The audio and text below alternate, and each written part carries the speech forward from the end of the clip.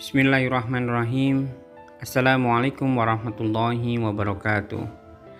Innal hamdalillah nahmaduhu wa nasta'inuhu wa nastaghfir wa na'udzu billahi min syururi anfusina wa min sayyiati a'malina. May yahdihillahu fala mudhillalah wa may yudlilhu fala hadiyalah. Asyhadu an la ilaha illallah wa asyhadu anna Muhammadan abduhu wa rasuluh la nabiyya ba'da amma ba'du. Puji syukur kehadirat Allah Subhanahu wa taala, Tuhan semesta alam yang telah memberikan banyak kenikmatan pada kita semuanya, serta selawat kepada junjungan kita Nabi Agung Muhammad Sallallahu Alaihi Wasallam. Pada kesempatan tausiah Pamong pada malam hari ini yang mengambil judul 3 faktor penyelamat. Kejayaan dan kemuliaan yang dicapai seseorang, baik secara pribadi, keluarga, masyarakat maupun bangsa, tidak menutup kemungkinan mengalami kehancuran. Kehancuran itu akan terjadi manakala manusia tidak menuruti petunjuk Allah Subhanahu wa taala dan Rasul-Nya. Karena itu, kehancuran atau keruntuhan harus kita cegah dengan selalu memperhatikan dan menuruti petunjuk Allah Subhanahu wa taala dan Rasul-Nya.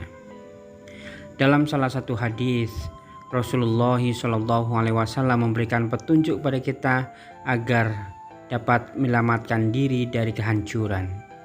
Dalam hadisnya, Rasulullah Shallallahu Alaihi Wasallam bersabda, "Salasul mu'jizat, khasyatullahi fi sirri wal alaniyah, wal adlu fil ridha wal ghadab, wal qasdu fil fakri wal ghina." Ada 3 perkara yang dapat menyelamatkan: takut pada Allah Subhanahu wa taala baik pada waktu sembunyi maupun terang-terangan, berlaku adil baik pada waktu rela maupun marah, dan hidup sederhana baik waktu miskin maupun kaya. Hadis riwayat Tabrani dari Anas radhiyallahu anhu. Anak-anakku rahimakumullah. Dari hadis di atas ada 3 petunjuk Rasulullah Shallallahu Alaihi Wasallam kepada kita agar dapat menghindarkan diri dari kehancuran, sehingga selamat dalam hidup di dunia maupun di akhirat. Karena itu, 3 petunjuk Rasul ini perlu kita pahami bersama-sama.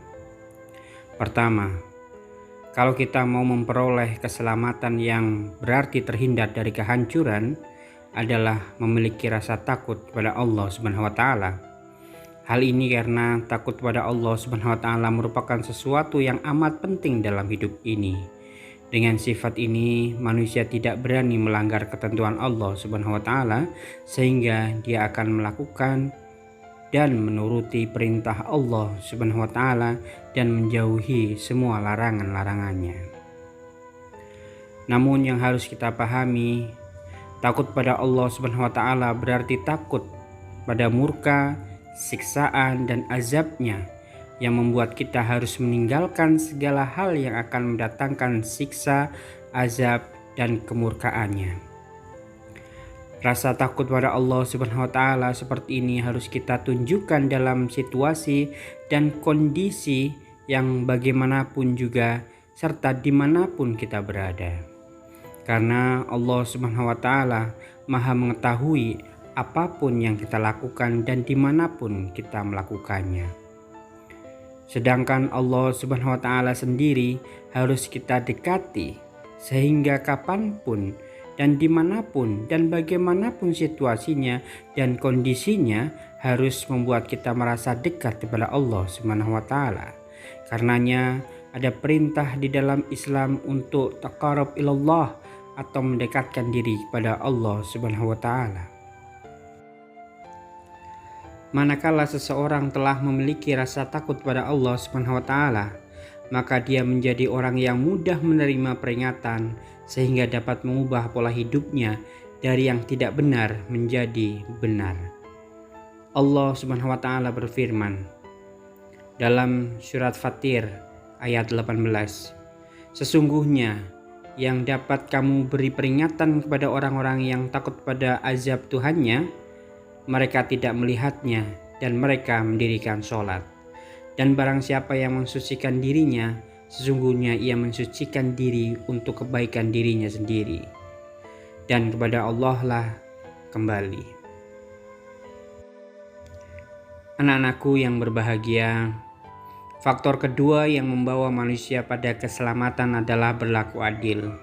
Hal ini karena kehidupan suatu masyarakat juga akan selamat dari malapetaka manakala keadilan ditegakkan.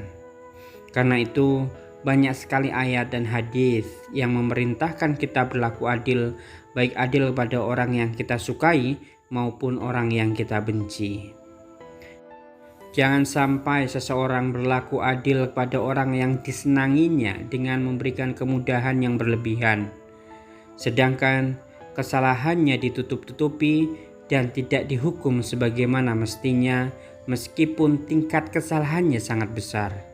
Sementara orang-orang yang tidak disukainya, jangankan diberi kemudahan, kesalahan kecil pun diberi hukuman dengan sangat berat sehingga melebihi batas kesalahannya. Meskipun demikian, seorang muslim jangan sampai salah paham terhadap keadilan, lalu dia menjadi bingung harus bersikap bagaimana. Adil adalah berpihak pada kebenaran dan memegangnya erat-erat sehingga tidak berat sebelah, tidak memihak kepada salah satu kelompok atau orang tertentu. Sikap ini merupakan keadilan, sehingga jangankan orang lain, anak sendiri saja, teman sendiri saja, kalau bersalah tetap akan dihukum. Bukan seseorang yang bersalah, tapi orang lain yang dituntut menanggung bebannya. Anak-anakku yang berbahagia, yang terakhir atau yang ketiga yang merupakan faktor penyelamat dalam kehidupan kita adalah memiliki kesederhanaan. Hal ini karena sederhana merupakan pola hidup yang dapat membawa kebahagiaan bagi manusia. Mungkin timbul pertanyaan di benak kita, mengapa dalam hadis di atas Rasulullah SAW memerintahkan hidup sederhana baik di waktu fakir maupun di waktu kaya? Saat kaya mungkin pantas kalau seseorang diperintahkan untuk sederhana dalam hidupnya, tapi mengapa diperintahkan juga hidup sederhana di waktu fakir? Hidup sederhana memang harus dijalani dalam dua keadaan. Saat kaya, orang harus tetap sederhana, sehingga dia tidak menghambur-hamburkan kekayaannya untuk sesuatu yang sia-sia dan bermewah-mewah. Sedangkan di waktu miskin, seseorang juga harus hidup sederhana agar apa yang dimiliki orang kaya yang memang dibutuhkan oleh si kaya tidak menjadi ambisi yang berlebihan oleh si miskin. Si miskin tidak usah berpenampilan atau bergaya hidup seperti orang kaya kalau memang dia tidak mampu. Sebagai contoh, kalau ukuran kekayaan adalah memiliki kendaraan pribadi, pada dasarnya hal itu boleh-boleh saja.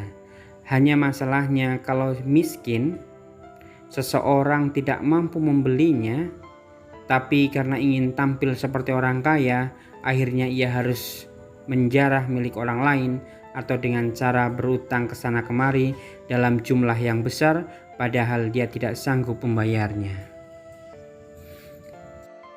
Demikianlah 3 perkara yang dapat menyelamatkan kita, yakni takut pada Allah di saat sembunyi maupun terang-terangan, kemudian adil baik waktu rela maupun marah, dan juga hidup sederhana baik waktu miskin maupun waktu kaya.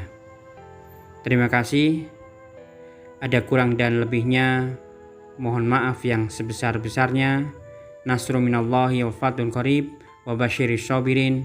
Wassalamualaikum warahmatullahi wabarakatuh.